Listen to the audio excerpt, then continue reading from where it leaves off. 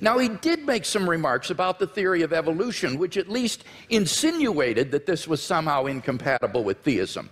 And I have 2 points to make about this. First, I think that the theory of biological evolution is simply irrelevant to the truth of Christian theism. Genesis 1 admits all manner of different interpretations, and one is by no means committed to six-day creationism. Howard Van Til, who is a professor at Calvin College, writes, "Is the concept of special creation required of all persons who trust in the Creator God of Scripture? Most Christians in my acquaintance who are engaged with either scientific or biblical scholarship have concluded that the special creationist picture of the world's formation is not a necessary component of Christian belief.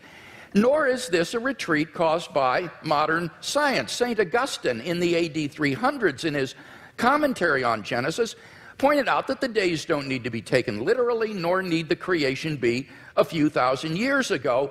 Indeed, he suggested that God made the world with certain special potencies that would gradually unfold over time and develop. And this interpretation came 1,500 years before Darwin, so that it is not a forced retreat in the face of modern science. So any doubts that I would have about the theory of biological evolution would be not biblical, but rather scientific. Namely, what it imagines is fantastically improbable.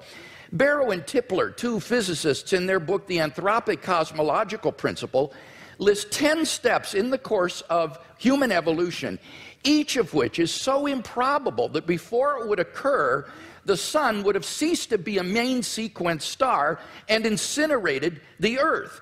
And they calculate the probability of the evolution of the human genome to be somewhere between 4 to the negative 180th power to the 110,000th power, and 4 to the negative 360th power to the 110,000th power. So if evolution did occur on this planet, it was literally a miracle, and therefore evidence for the existence of God.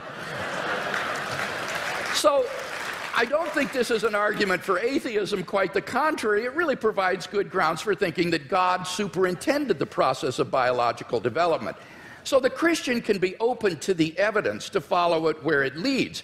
By contrast, as Alvin Plantinga has said, for the naturalist, evolution is the only game in town. No matter how fantastic the odds, no matter how improbable, it's got to be true, because there is no intelligent creator and designer. So in one sense, you've got to feel a little sorry for the atheist. He can't really follow the evidence where it leads. His presuppositions determine the outcome. By contrast, if there is a fine-tuner and creator of the universe, then already in the initial conditions of the Big Bang, you have an elaborately designed universe that permits the evolution and existence of intelligent life. And I think evolution simply layers on more improbability.